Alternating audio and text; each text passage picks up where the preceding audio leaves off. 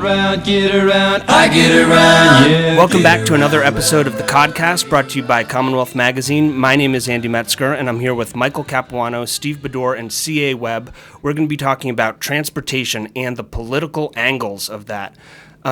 You probably know some of these names. Michael Capuano served in Congress for about 20 years, representing much of Boston as well as Somerville and other places. Steve Baddour was for a time the Senate chairman of the Transportation Committee and is now a lobbyist at Mintz-Levin. And C.A. Webb is the chief executive officer of the Kendall Square Association and representing the interests of businesses there. And I guess to start off, and who wants to take this? Why is transportation so important to people?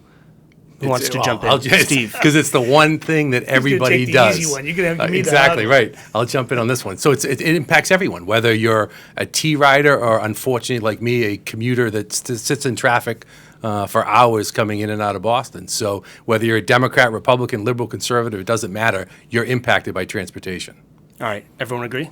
100%. And I would just add that, it represents our most valuable asset, which is our time, right? None of us want to spend that A to B time. We just want to get from A to B. All right. Thank you, C.A. It really does impact business. I mean, businesses will hesitate to go to a place where their people cannot get to and from work in a reasonable period of time. They just won't.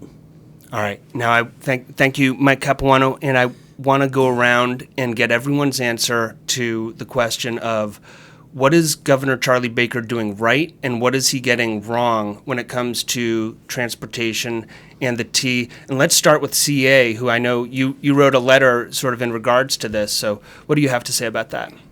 So, right, the Kendall Square Association, after the red line derailment a couple of weeks ago, my phone rang, my email filled up with leaders saying, look, this is unreasonable. This is ridiculous. This is derailing our businesses. Meetings missed, people arriving hours late, people saying, I don't want to come into work tomorrow. Can I just work from home? Great. That works for office workers. Guess who it doesn't work for? Lots and lots of other people, whether you're working at a lab bench or whether you're working security or whether you're working in the cafeteria. It just doesn't work. So 40 of our corporate leaders, literally in a 4-day period, jumped aboard a letter calling on our big three, the Speaker, the Senate President, and the Governor to address this with urgency. And we also called for revenues, which was something obviously the House and Senate have already been working on. And, we know that Baker has been less enthusiastic about that. And the second part of the question was, what is he doing right? So his rapid response, the press conference with Secretary Pollack was helpful. $50 million to accelerate and maintenance improvements, definitely helpful. Also, a drop in the bucket compared to what we need to do. We're not going to solve this crisis with $50 million here, $30 million there. What we need is billions of dollars of investment that, frankly, we should have all been pushing for the last 20 years, but we're going to play catch up now. All right, Steve Baddour. So I think he gets credit for, I would say, his laser-like focus on the MBTA.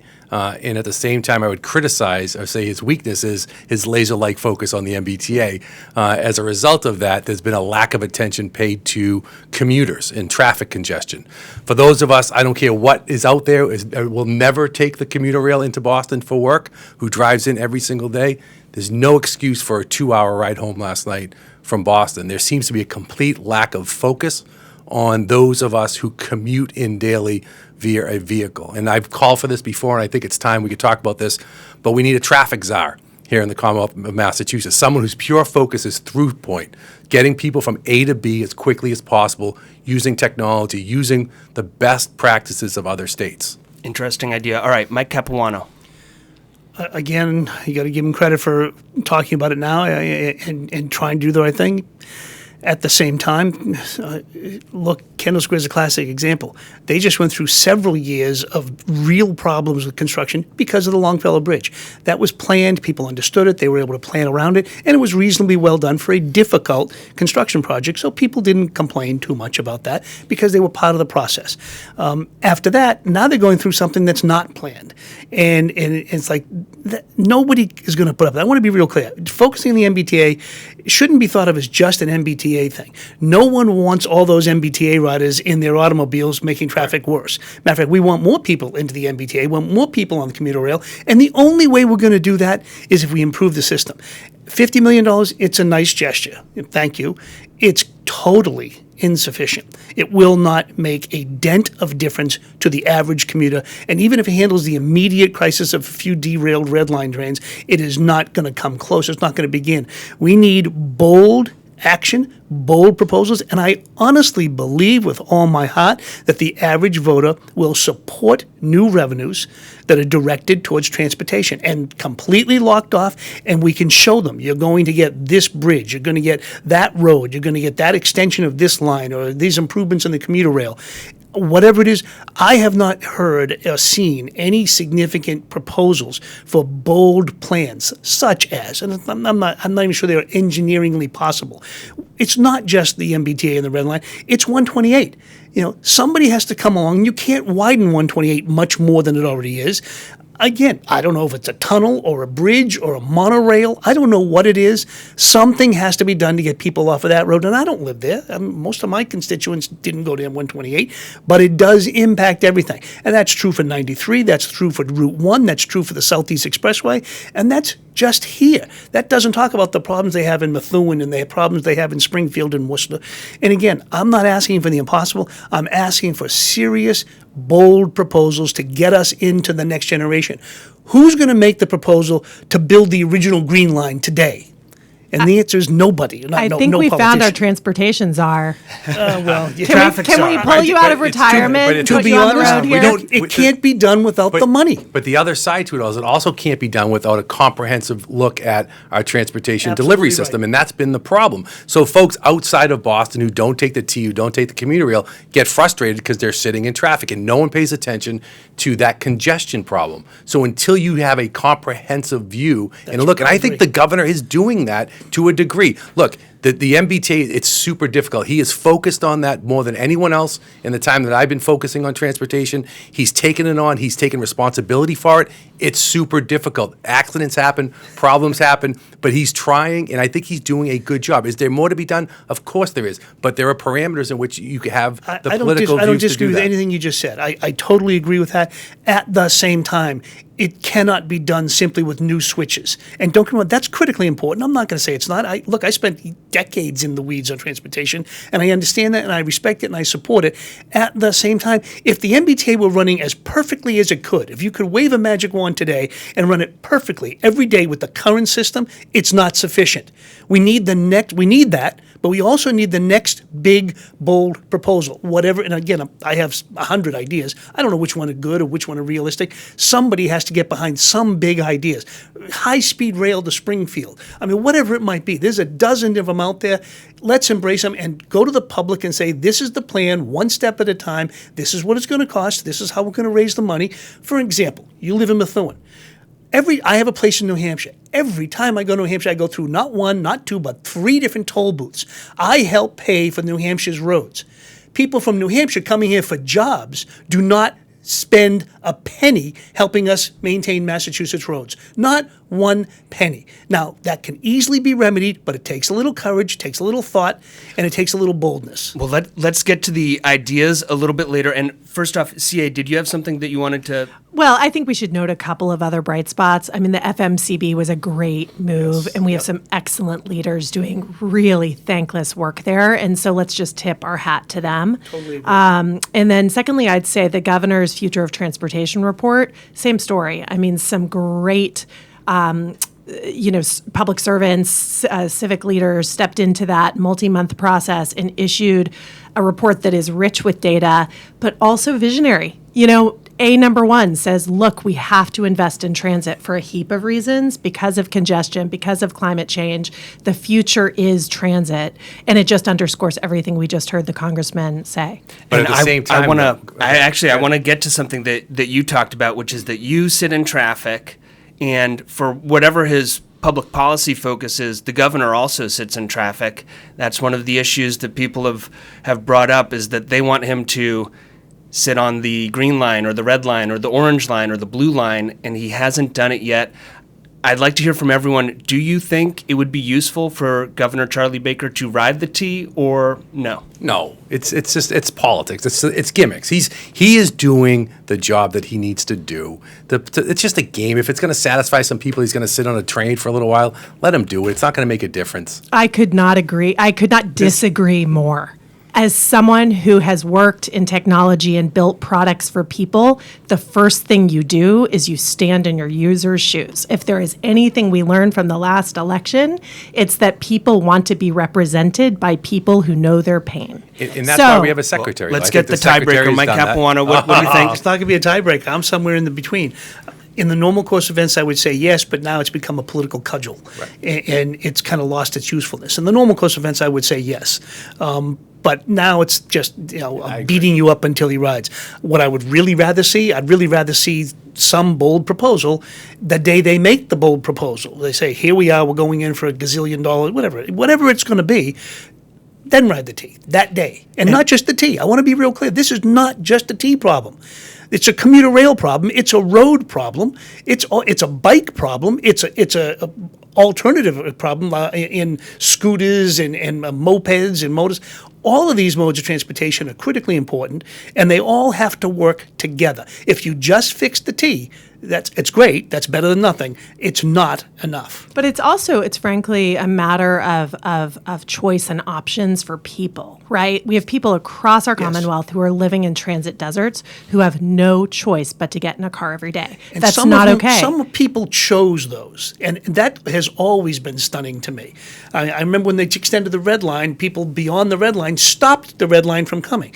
We just extended the green line, and the next stop on the proposed green line was stopped years ago by people who didn't want those people living here. I lived through this when they extended the green line. We don't want those people coming to Somerville through the Davis Square stop. Now, of course, today nobody hears those arguments because it was racist, it was all kinds of things, and it wasn't true. But so you don't hear it today, but the mentality is still there. So that there have been plenty of people who have done that and still feel that way. And I think, my answer is fine. If you don't want it, we won't give you a stop. We'll go to the next town, but you cannot plan these things one town at a time. If a town between here and Methuen says we don't want it through our town, it means we can't get to Methuen. That's not right. That's not fair. We are all members of this Commonwealth. We're all Americans, and we should all be treated fairly. And if you don't want to be treated fairly, that's your right. That's your respect. Don't use it, and we will try not to bother you too much, but we're still going to go to Methuen. Right, and CA's right. I think it is a comprehensive approach, but at the same time, it goes back to no matter what you do, there are folks like me who are getting in their car and going to drive into the city of Boston. And it's like you said, it's cafeteria workers, it's security guards. The schedules are different. So they need to do that. And it's a complete, like you said, it's so frustrating to spend hours sitting in traffic when there's so much the Commonwealth can be doing now to help alleviate some of that congestion. Well, here's a question. So, Steve Baddour, you don't take the commuter rail, you drive. What would it take to get you onto the commuter rail? Is there any possibility that would make you a rider? I don't think there is. I enjoy being in my vehicle. Look, I commute in at times. I'd meet coworkers. We'd meet at Anderson, the train stop at Anderson. They took the HOV lane away. It makes zero sense to me. Now, as opposed to one car going in, there are 3 cars going in.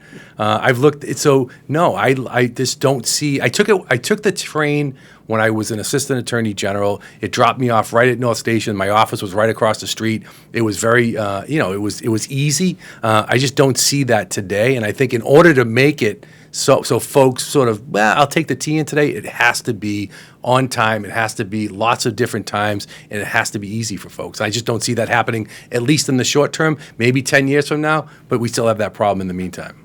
And we know, right? I mean, there are cities all over the world where trains run frequently, yes, and it's an effortless choice to make. And it sounds like maybe if it was as easy as that situation you had when you're going to North Station every day, maybe you would. Yeah, but it's just, I don't see that happening in the short term. And I think most people, the governor's commission did a great job on sort of listing out future potential, autonomous vehicles, all, more investments in the commuter rail and into the T.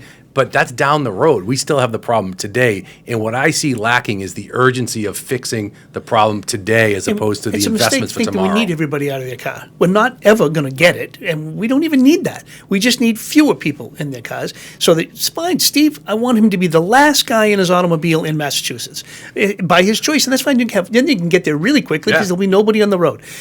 What we need is to get 10%, 15%, pick a number, off of each one of these roads, which means, okay, we don't need everybody in Methuen. We just need 3% more. So can we jump on that idea? Because there's something that doesn't take billions of dollars and it doesn't take legislation to implement. We could do a congestion pricing, or I like to call it road fares. They're transit fares, they're road fares. We could do a pilot project next month. It just takes will. We just have to get MassDOT to run the pilot. The answer is you're right, except then you have to equip every vehicle with a device that they can utilize, number one. Number two is I have no problem with the concept, but as a standalone item, it's only for people going to certain areas, like downtown.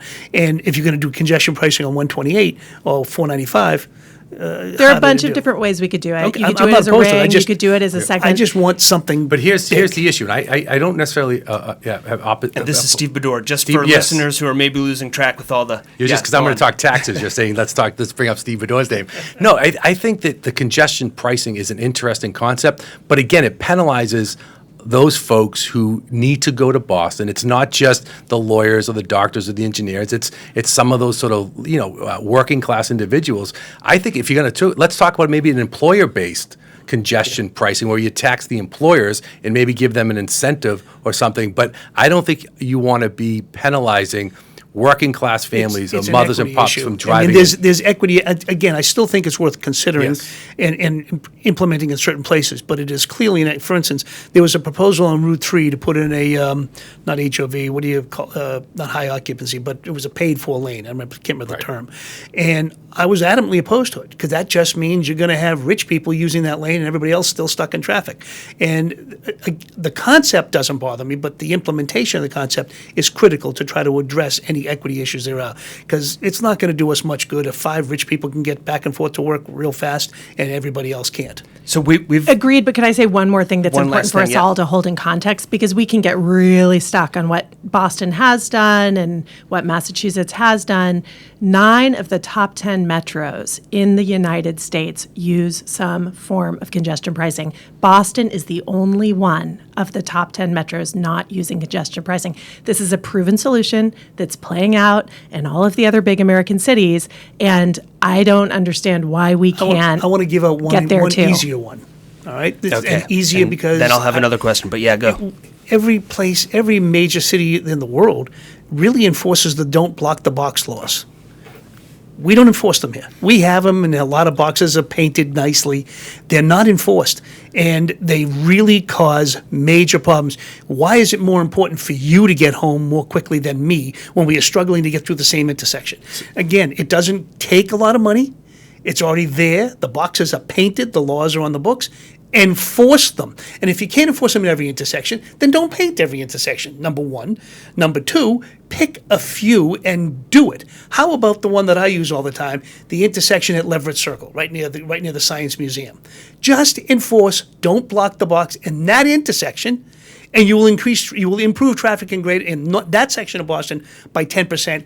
Every day of the week. Right, and I'm sorry, but that goes to the exact point why we need a traffic czar, someone whose sole focus is issues just like that. We need to re-educate drivers so that they understand that. We have to teach them how to merge again. We need sort of what other states do in terms of ramp metering. Put the lights up. Let people know when they can merge, when they can't merge. When there's an accident on the highway, a little fender bender, and 2 people get out of their car, and those 2 people are impacting 200,000 people trying to get into Boston, move your cars over. We need sort of freeway patrols that aren't state police or police officers who come in and intercede in those types of situations. That will help congestion. That will help the situation. Nothing's more frustrating than blocking the blocks. All right. Well, sorry. We've heard a lot. Controversy. I got one more. Well, I'll ask you to weave it into your answer to the next question. I can throw that one out.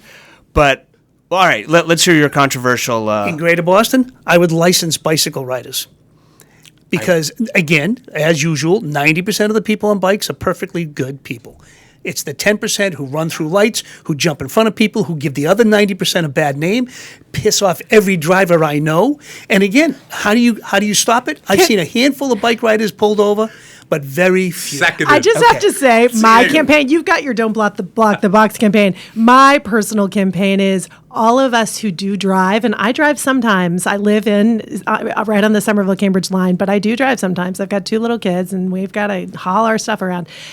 All of us should be unrolling our windows to the cyclist on our right and saying thank you. Because you know what? It's one less car on the road. And most of us do. If they're doing with this, I have no doubt you're a nice bike rider. And I would be happy to do that. It's that 10% that I want to reach out the window and do something different. I'll add Speaking of Uber and Lyft percentages, drivers to that all right, as well. I'm just going to jump in here with try to bring in another sort of question for us all to chew over, which is we've heard a lot of different plans, proposals, but to get anything done, you need not just, the people to implement it, but you need some political support. And one thing that I've noticed with transportation is it seems to operate a little bit outside the normal politics that at least affect, say, healthcare policy, social welfare policy, and that there's 2 sides to that coin, where on the one hand, in Congress, it's about the one thing that Democrats and Republicans agree on is they want some sort of infrastructure plan. And on the other side, sure, there are differences. And on the other side, there was just a poll put out by our colleagues here at Massink Polling Group that showed Charlie Baker and Marty Walsh both have very bad marks on how they've been handling transportation, but are still overwhelmingly supported. So it seems almost as though politics is a little separated from transportation. Do you think that's true? Is that a good thing? Will it remain that way? What do you think? Like any other issues come and go depending on the day. I mean, right now, I think it might impact certain things. Who knows if it'll impact something when it comes along, when an election comes along? Who knows what that issue will be at that moment? Do I think it's a determinative issue? I'm not sure that it's a determinative issue, but it is a building issue, unequivocally. We're sitting here talking about it. We weren't talking about it a month ago. We are now. Some of us were talking about it a month ago. Some of us were talking about it all our lives. Right, That's true. right. But in general, the average person wasn't. And to a certain extent, you have to understand, in my opinion of public life, public policy, is the general public tends to simply accept what is.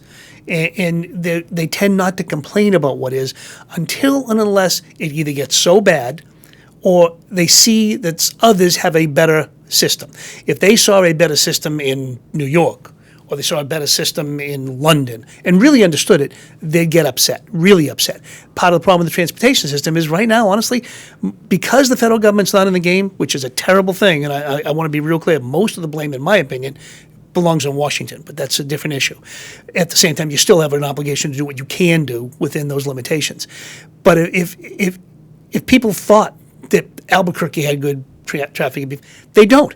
Most people think that traffic is horrendous all around the country, and guess what? I travel a fair amount. They're right.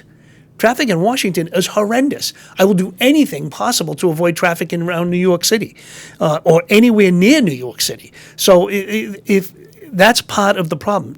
Too many people just kind of accept the status quo as being unchangeable, and things continue to slide. So in terms of the politics of it all, I think the transportation is different, and it's very parochial. So that's why you have folks in Western Mass who don't want to see more money going to the MBTA. It's why folks up in the Merrimack Valley have similar views, but I think the commuter rail is important. But at the end of the day, in order to do a sort of a comprehensive transportation bill, it needs to be comprehensive. It needs to take into the needs of folks in Western Mass as well as the Merrimack Valley. It cannot be Boston-centric. I think the reason why the numbers were where they were with the governor and the mayor, everybody's frustrated with transportation. I think overall they get very good numbers in terms of their likability, the job that they're doing. But because everybody's frustrated with transportation, their numbers go down a bit. And I think because of that frustration, it gives an opportunity for the legislature and the governor to come together, which they do often more than I think any other institutions in the country. There's great bipartisan sort of synergies that we will see a transportation bill, and hopefully it's comprehensive enough that you get the folks from Western Mass on board, as well as the folks in the Merrimack Valley and Springfield and everywhere else, not just the folks in Boston trying to sort of do the things that need to be done in Boston. It's not just a Boston issue. It's a big issue, but it's not the only issue. CA, did you want to take on that question? I couldn't agree more. And I would say, we're going to need to repeat some facts here so that we all hold them during this conversation. 83% of the state's GDP comes out of Greater Boston. 3/4 of the jobs come out of Greater Boston. We need a plan that is equitable, that is comprehensive, that takes the entire Commonwealth into account. But we have this massive economic hub that every citizen in Massachusetts, whether they realize it or not, is dependent on. Speaking I think of, most them do realize it. sure. I really, I agree with you. I agree with everything that's been said on that issue. I do think that people do recognize it for the most part. There'll be some who don't, but that's one of the reasons. One of the things I threw out was high-speed rail to Springfield. It's not just about servicing Springfield. It's about servicing Boston 128 and 495 as well, because I want people to be able to afford housing, and it gets more and more expensive when you try to squeeze more and more people into the inner cities, and they can afford housing for the sake of if they have transportation. They're not going to go someplace that's a 2.5 hour drive out every single day. I mean, some will, but most won't. And if they can get there with a high-speed rail for the sake of discussion, now all of a sudden they have affordable housing, they have a decent quality of life, and they'll do it. So transportation it's relates also to South everything. Coast Rail Link. I mean, I don't want Yes, Mark no, I Pacheco agree. and Mark No, Montigny I use call that me one as yelling an at me. example. But there's also, you have the Southeastern Mass corridor as well. So you're absolutely right. It's a comprehensive statewide approach with an absolute understanding that Boston's driving it, but it's politics. And at the end of the day, folks from Southeastern Mass, Merrimack Valley, Western Mass aren't getting elected Right. by Boston. They're getting elected by their constituents who are suffering their own sort of traffic nightmares, and that's who they're listening to. So that's why, in order to pass it, it has to be comprehensive. All right, we're getting close to our departure time here, but I did want to throw one last kind of curveball at you, which is Encore Boston Harbor is sort of the newest wrinkle in Metro Boston's transportation problems or what have you, and they're doing some things to try to mitigate the traffic that they're bringing in.